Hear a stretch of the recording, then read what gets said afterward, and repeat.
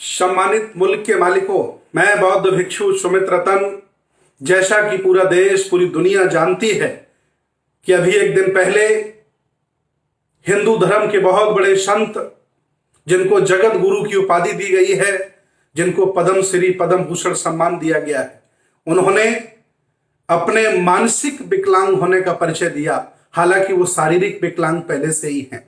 उन्होंने भाषण देते समय कानपुर विश्वविद्यालय में तथागत भगवान बुद्ध को अपमानित किया, उनकी घोर निंदा की और उनके दर्शन की वजह से भारत नपुंसक हो गया है, ऐसा कहकर के बुद्ध के दर्शन को, उनके अनुयायियों को जलील करने का प्रयास किया है। एक तरफ ये कहते हैं कि बुद्ध हमारे अवतार हैं और एक तरफ अपमान करने से भी नहीं चूकते। एक तरफ ये कहते हैं कि पूरा देश भारत हिंदुओं का है और दूसरी तरफ संतों, गुरुओं, महापुरुषों का अपमान भी ये बार बार करते हैं। बाबा जी, आपने अपनी ऐतिहासिक परिचय कराया है और आपने जो भी बोला है, इससे आपकी मानसिकता, आपकी सोच और आपकी बुद्धिमत्ता झलकती है। आपने करोड़ों बौद्धों का, करोड़ों बुद्ध के अनुयायियों का अपमान किया है। मैं अपील करता हूं एज ए बौद्ध भिक्षु होने के नाते कि आप 2 दिन में सामूहिक देश भारत के बौद्धों से माफी मांगिए, नहीं तो हम लोग प्रत्येक थाने में आपके खिलाफ FIR कराएंगे। प्रत्येक डिस्ट्रिक्ट लेवल पर राष्ट्रपति को संबोधित करते हुए ज्ञापन देंगे और जगह जगह आपके पुतले फुकवाएंगे, क्योंकि आप इसी के लायक हैं। हालांकि पूरी दुनिया जानती है कि तुम्हारी संस्कृति क्या, तुम्हारा दर्शन क्या है, तुम्हारा धंधा क्या है।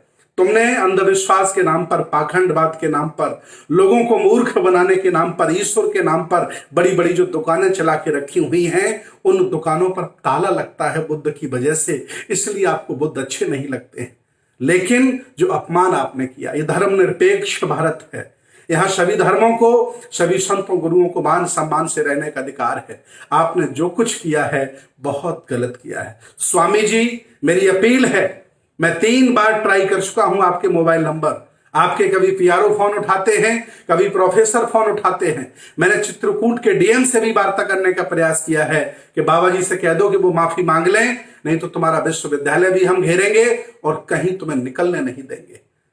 भूल जाइएगा कि कोई बुद्ध का अनुयायी नहीं रहा। देश भारत में चप्पे चप्पे पर बुद्ध के अनुयायी रहते हैं। यह देश बुद्ध का है, यह देश बनाया बुद्ध ने है। इस देश को सोने की चिड़िया बुद्ध की वजह से कहा गया है।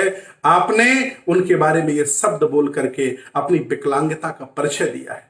बाबा जी, सुधर जाओ, नहीं ये देश के लोग आपको माफ नहीं करेंगे। मैं थूकता हूं तुम पर, तुम्हारी सोच पर और तुम्हारी ये तौर तरीकों पर कि तुमने किस तरह से बुद्ध पर लांछन लगाया और बुद्ध को कहा।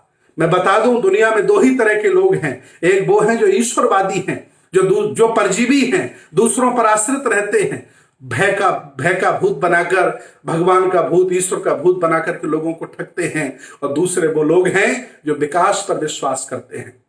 वो ये नहीं मानते हैं कि दुनिया किसी ने बनाई है, वो ये मानते हैं कि दुनिया का धीरे धीरे विकास हुआ है। बुद्ध भी यही मानते हैं कि दुनिया का धीरे धीरे विकास हुआ है। संसार परिवर्तनशील है। 1250 साल बुद्ध के दर्शन ने शासन किया है। आज आपको मौका मिला है, सम्मान करिए, न हमको मौका मिलेगा फिर हम भी वही करेंगे। हालांकि मेरे संस्कार, मेरी संस्कृति, मेरा दर्शन ये इजाजत नहीं देता कि अगर कुत्ता काट ले तो कुत्ते को हम काटें। आपने कहकर के अपना परिचय दे दिया। मैं कुछ भी ऐसा नहीं बोलूंगा जो आपको बुरा लगे, लेकिन बहुत आघात लगा है, बहुत बुरा लगा है। पूरी दुनिया के बौद्ध, मानवता प्रेमी, विज्ञानवादी बहुत दुखी हैं, बहुत चिंतित हैं। शर्म अगर आ रही हो तुम्हें और तुम्हारे लोगों को तो माफी मांग लीजिए, कार्रवाई रोक दी जाएगी। बहुत बहुत धन्यवाद।